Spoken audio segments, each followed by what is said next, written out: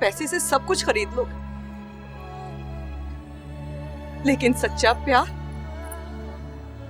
एक पल के लिए भी नहीं खरीद पाओगे तुम।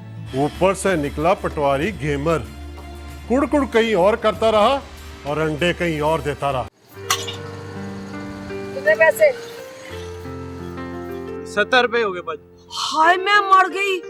और 70 रुपए किस बात के हो गए? ये थोड़े से प्याज लिए, थोड़े से आलू लिए, कैसे 70 रुपए हो गए वे? बाजी महंगाई हो गई है, दुकानदार बेचारे की करन। हाय की करन, दुकानदार हम जैसे लोगों की छील उतारे और क्या। बाजी किसी दिन मंडी जाके देखो। मंडी जाके देखो, मंडी से यहाँ आते आते ना सब्जी 4 गुना ज्यादा बढ़ा देते हो आप लोग रेट, मुझे पता है। ये ले 50 रुपए। बाजी पूरे पैसे दो, 70 रुपए दो, 1 रुपया घट नहीं होगा। पकड़, ऐसे देते हैं चीज जैसे पता नहीं आलू हमें गाने सुनाते हैं। तौबा तौबा तौबा तौबा, खाना भी आजकल मुश्किल हो गया, कहाँ बंदा चला जाए। ना सब्जी सस्ती मिलती है, ना गोश्त सस्ता मिलता है, क्या पकाए बंदा तो क्या खाए। तूफान मचा दिया इस महंगाई ने, तो कमर तोड़ के रख दी हमारी।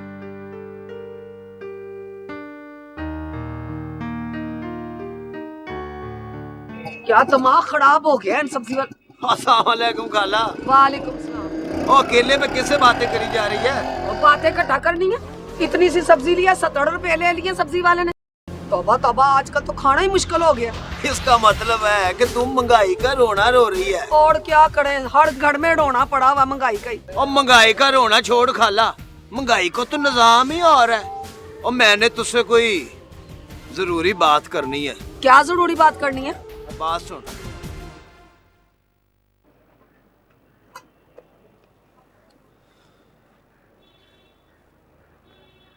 क्या बात करनी है? बात बड़ी जरूरी है खाला, मैंने तुझे तभी एक साइड पे बुलाया। क्या बात करनी है? जफरी मिला था मुझे।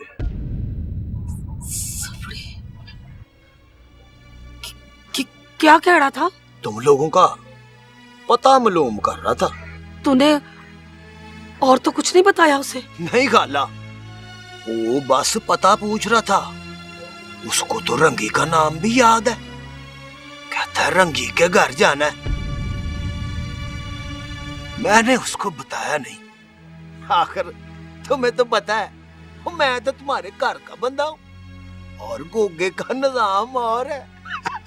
आपको तो पता है। देखोगे, तूने ये बात रंगी को नहीं बतानी, मैं भी नहीं उसको बताऊंगी। वो तो कड़मा सड़ी पहले ही बड़ी परेशान रहती है। तेरी मेहरबानी। रंगी को? रंगी, तू तो मुझे अब मुंह नहीं लगाती, पर तुझे तेरे थप्पड़ का जवाब अब जरूर मिल जाएगा। गोगे, क्या सोच रहा है तू? कुछ नहीं खाला, और तू कह रही है तो अब रंगी को नहीं बताऊंगा। वैसे मैंने रंगी को बताना भी नहीं था। तू कितना चंगा है वे, ऐसे ही सारे तुझे बुरा कहते हैं। तू कितना मेरा ख्याल रखता है। अल्लाह तुझे जिंदगी दे, अल्लाह तेरी लंबी हयाती करे। क्या करूं अब मैं क्या करूं?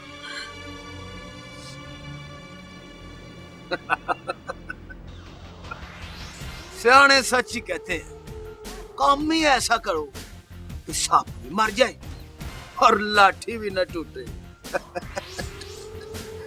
रंगी, तू वाकई लगती है सबको बड़ी अच्छी।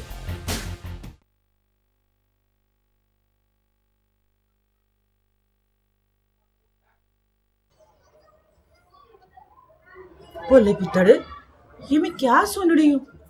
ये कटड़ी के दरवाजे पर किसी ने फायरिंग की है? नहीं नहीं, गेट के ऊपर गोलियां नहीं चलाई हैं, हमें किसी ने रंगबाजी की है। हवाई फायरिंग करके दौड़ गया है बस। ये रंगबाजी करने वाला हो कौन सकता है?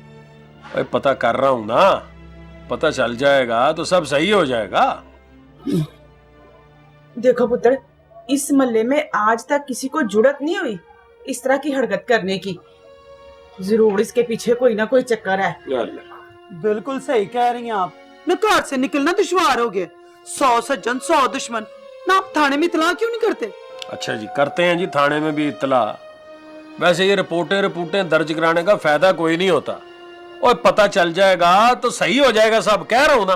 बोले पुत्र, तूने कटड़ी में जाना था, वो बेचारे तो बड़े परेशान होंगे ना। और मैं गया था माँ जी, जावेद भी मेरे साथ था, मैं कोई बेवकूफ थोड़ा ही हूँ। मैंने हौसला दिया उन्हें, उनसे कहा है कि परेशान होने वाली कोई बात नहीं है, और रिपोर्ट भी दर्ज करा दी है जी, एहतियातन। ओए तौबा मेरी तौबा, अल्लाह माफ करे। घर से निकलने का तो कोई हाल नहीं है कसम से। बोले पुत्र, तू ना कटड़ी का रोज एक चक्कर लगाया कर, इससे आने जाने वाले को पता चलता है कि कटड़ी कोई सुन्नी जगह नहीं है।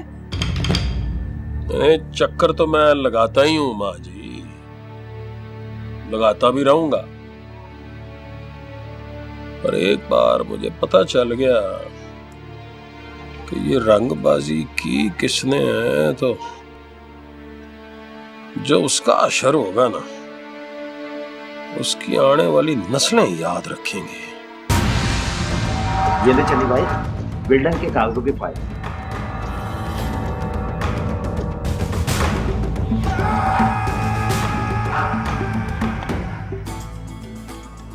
शेरू साहब को पेश करो।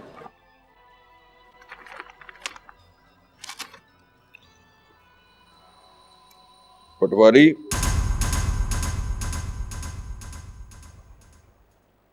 कागजों में कोई रफड़ तो नहीं है? रफड़? रफड़ किस बात का जी? ले दस। और तू तो इस तरह घबरा रहा है जैसे तूने मुझे नकली कागज दे दिए हैं। कागज? असली कागज है जी। हाँ, असली। और तभी तो पटवारी साहब आपको असली कागजों के बदले असली नोट दिए हैं।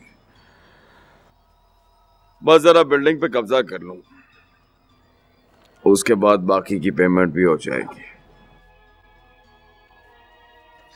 ठीक है जी, अब मैं जाऊं? ठहर।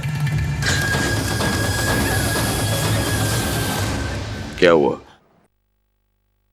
आंखों में धुआं पड़ रहा है? हाँ जी।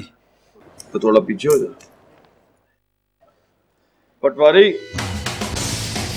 अब इस तरह के सौदे हो जाने चाहिए। तू सौदे करते जा, हम बिल्डिंगों का बैंड बजाते जाए। हाथ से नहीं रुकना चाहिए। ठीक है। ओके।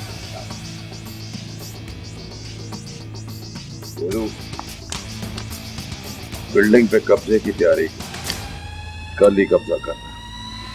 और तू कहे तो कोई बंदे बुलवा ले।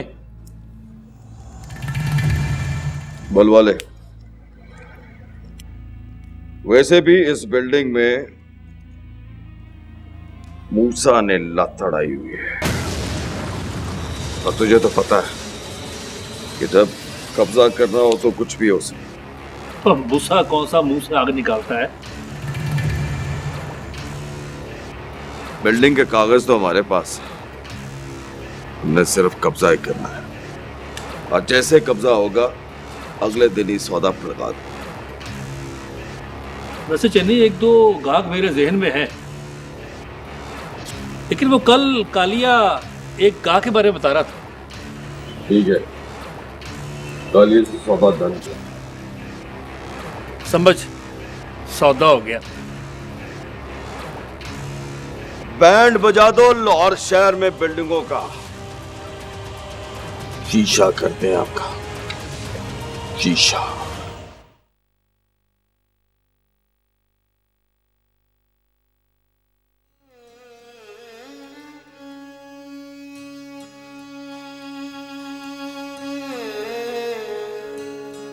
यार मिदे, ये जिंदगी भी क्या चीज होती है। एक धोखा,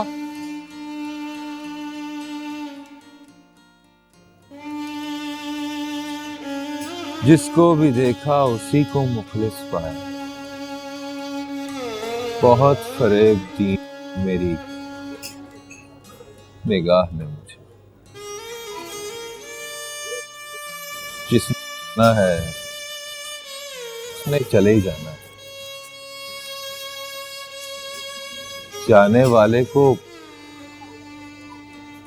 कौन रोक सकता है। यार मिदे, मैंने तो ये हिसाब लगाया है कि कोई भी किसी के साथ मुखलिस नहीं है। ठीक कहता है। सारे रिश्ते, सारी दोस्तियां, सारी मोहब्बतें जरूरत और लालच की डोरी से बंधे। जरूरत तोड़ देती है गरूरे बेनियाजी को। जरूरत तोड़ देती है गरूरे बेनियाजी को। ना होती कोई मजबूरी तो हर बंदा खुदा होता। बात तो तेरी 16 आने ठीक है मीदे, लेकिन धोखा भी तो इंसान खुद ही खाता है ना। ये जो इंसान की सोच है ना, जलील करके रख देती है बंदे को।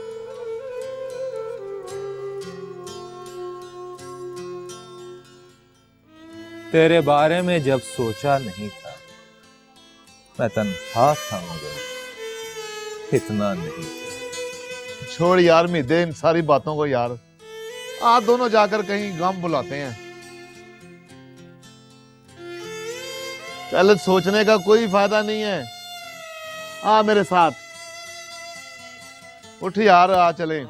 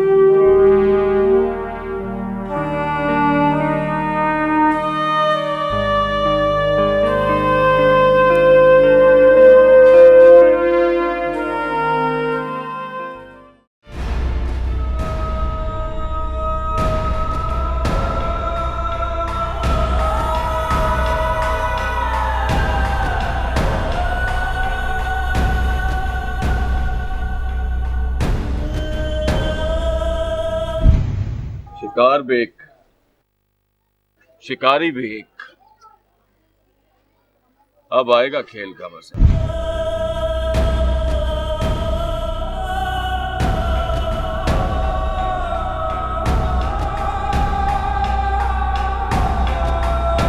या तो तू फिर बहादुर है या सिर फिरी।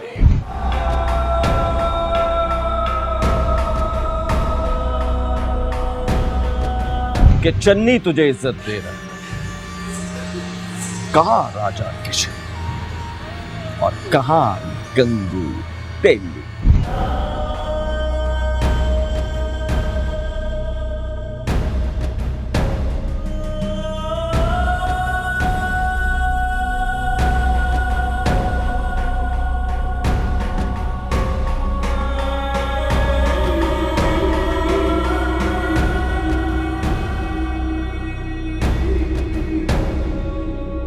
कि आज भी चन्नी में इतनी ताकत है कि तुझे अभी और इसी वक्त उठा के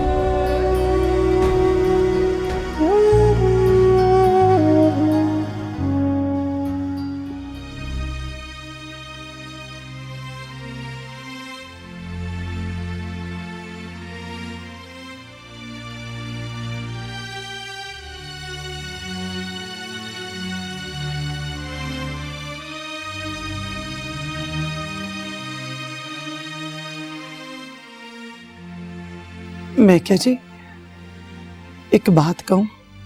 हाँ बोल। वो अपनी बरादत रोड वाली दुकान है ना, वहां पे माल डाल के ना तो अपने जवेद को वहां बिठा देते तो दिमाग खराब हो गया तेरा? दुकान पे बिठा दूं उसे? दुकान पे बैठेगा या पढ़ेगा? तुझे तो जरा अकल नहीं है। हाँ, मुझे तो अकल ही नहीं है, मेरा तो दिमाग ही खराब हो गया। कभी तो मेरी बात मान लिया कर। अब देखे ना, अगर वो दुकान पे बैठेगा ना तो कम से कम इस तरह आवारा लड़कों के साथ पिस्तौले लेके तो नहीं ना घूमेगा। मेरी तो समझ में यह नहीं आता कि एक मुश्किल खत्म नहीं होती है, दूसरी शुरू हो जाती है। और अभी तो कटरी की फायरिंग का मसला हल नहीं हुआ, इसने एक नई मुसीबत मेरे सर पे खड़ी कर दी। तो आप मेरी बात मान लेना।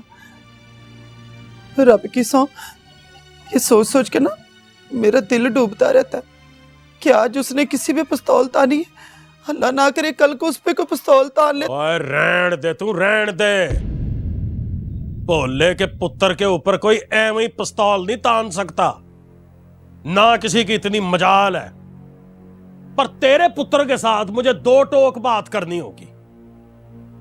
या तो वो अपने कसब करतूत बदलेगा या उसकी हड्डी पसली एक कर दूंगा मैं। क्योंकि मौला बख्श का पोता खानदानी रवायत का बागी नहीं हो सकता।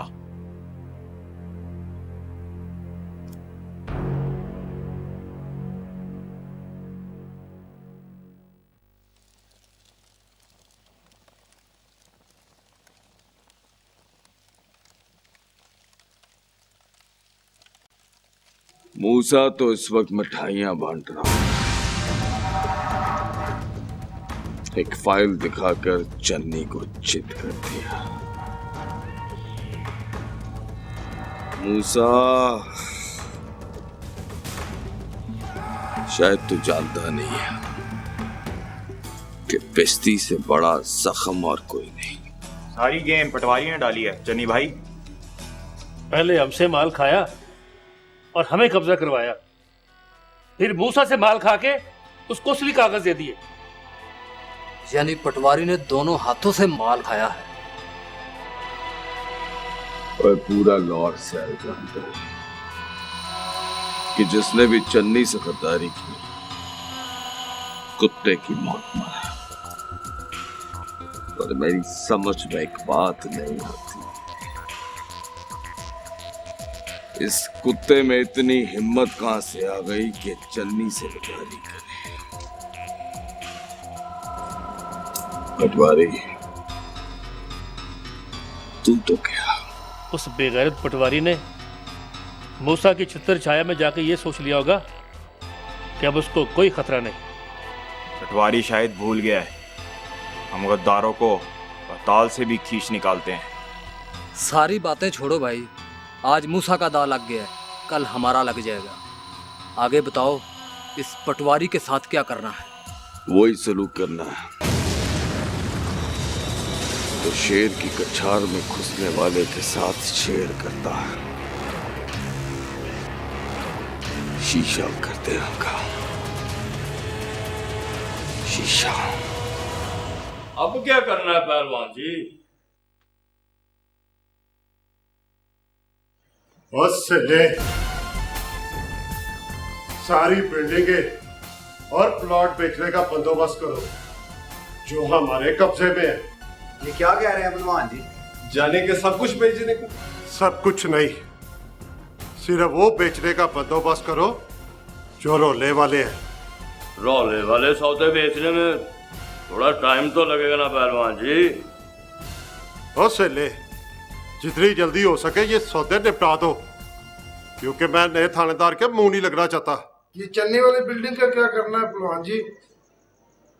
है चन्नी वाली कौन सी बिल्डिंग? असल कागजात हमारे पास है और मालकी भी हमारी शो होती है। ये तो चन्नी के मुकद्दर बड़े जाबर है जो मौके पर पुलिस पहुंच गई, वरना चन्नी की बदमाशी उसी बिल्डिंग की बुनियादों पे दफन कर देता। मसला ही कोई नहीं पहलवान, चन्नी कौन सा हमारी रेंज से बाहर है। कड़े की मच्छी है, जब आप हुक्म करेंगे हाथ पा के कट लेंगे। अगर मुझे इल्म होता मैं जिस सांप को दूध पिला रहा हूं वो मुझे ही डस लेगा। चन्नी की कहानी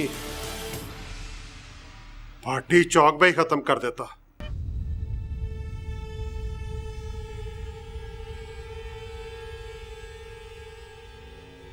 चंद जी क्यों झूठ बोलते हो? कहां महंगाई हुई? भाई आज से 10 साल पहले कॉल 15 रुपए की थी और समोसा 2 रुपए का था। आज समोसा 15 रुपए का और कॉल 2 रुपए की हुई है। सिर्फ रेट इधर उधर हुए, महंगाई कोई नहीं हुई। मिनिस्टर साहब, मंदे का बहाना करके मुझे टोपी पहनाने की कोशिश ना करना, और जो मेरा हिस्सा बनता है प्यार मोहब्बत से मुझे पहुंचा देना। वरना ये बात ज़हन में रखना कि जिस कुर्सी पर तुम बैठते हो उसके चारों पाल मेरी जेब में होते हैं।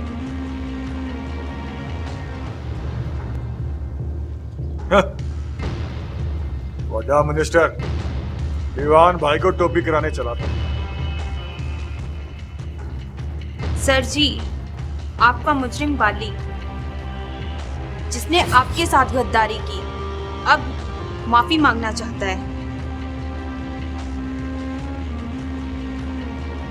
बुला भाई से जरा सामने हमारे।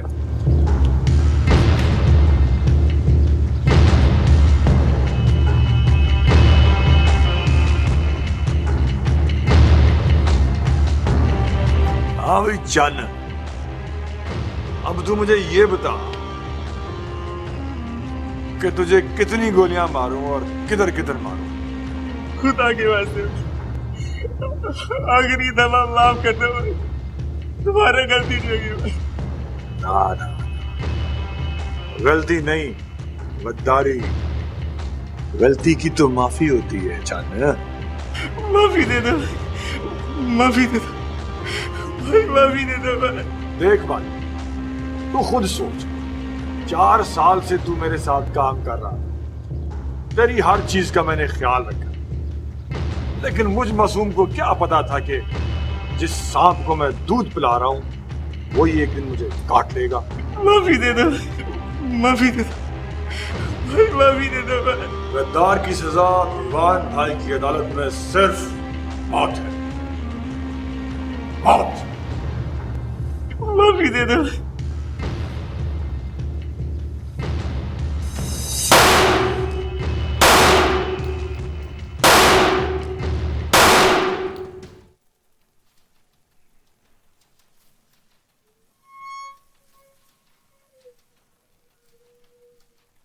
मुखबरी करने चला था ये दीवान भाई की। देख लो सब इसका अंजाम।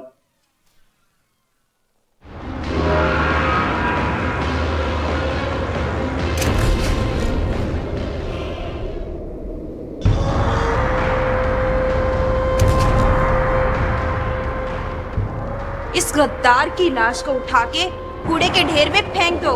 चल बग्गू, फेंक कुत्ते को।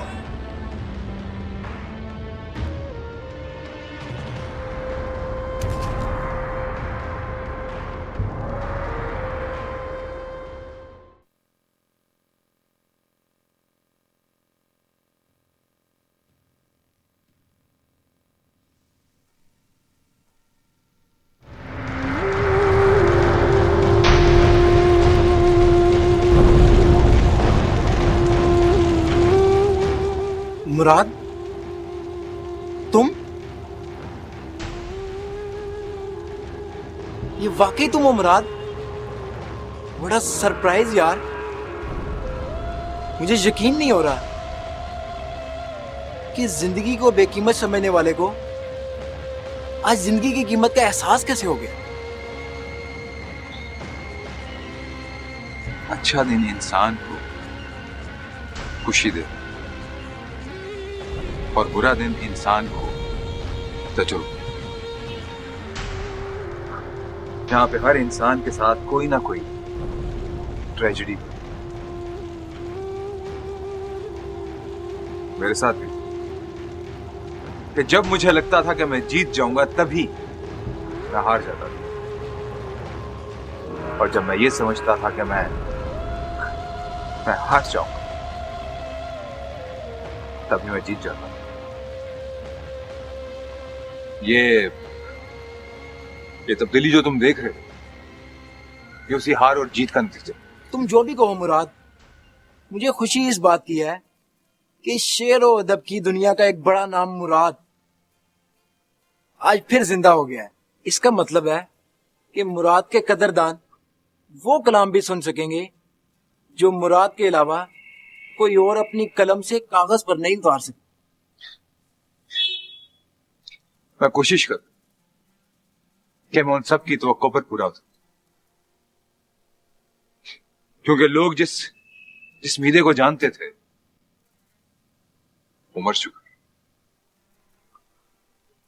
वो थकी थकी शामें, वो पुरानी यादें, वो सब कुछ आज मैं दफन कर रहा है।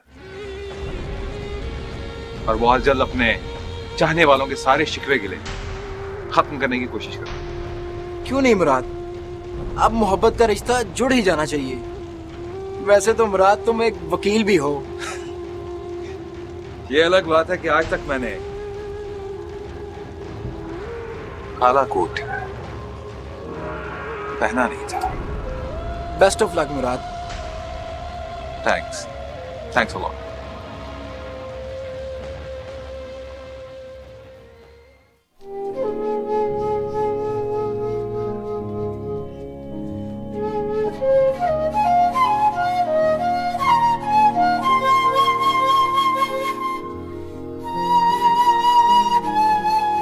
मुझे माफ कर दो चन्नी भाई, मुझसे गलती हो गई।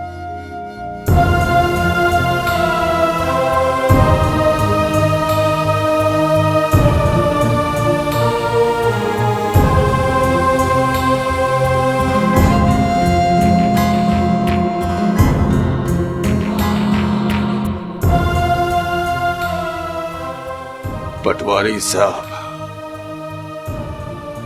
कहते हैं 3 आदमियों में सीक्रेट तब रहता है अगर उनमें से 2 मर जाए तो। एक मरेगा तू और दूसरा मरेगा मूसा।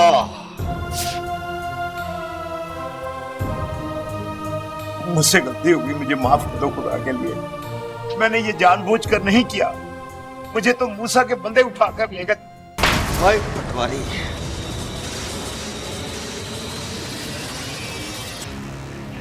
जिस तरह सांप को दूध पिला के पाला जाता है ना, उसी तरह हम लोग पटवारियों को पालते हैं।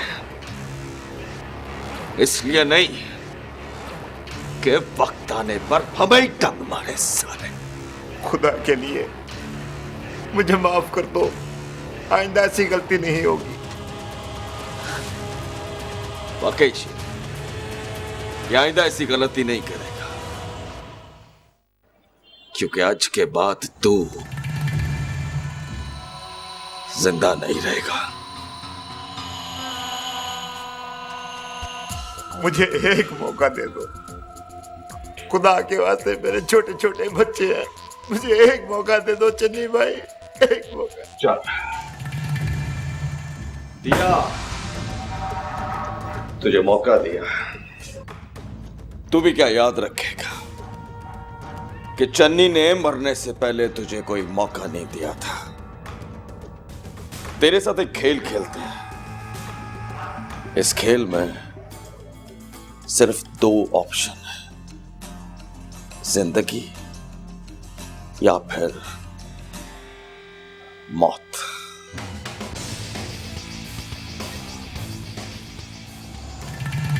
मैंने एक अंग्रेजी फिल्म देखी थी। फिल्म का नाम था गेम ऑफ डेथ। फिल्म मुझे बड़ी पसंद थी। चल पटवारी, आज तेरे साथ एक खेल खेलते हैं, रेस ऑफ डेथ।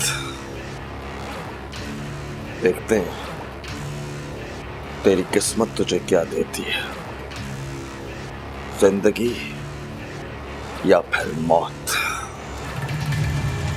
भाग पटवारी।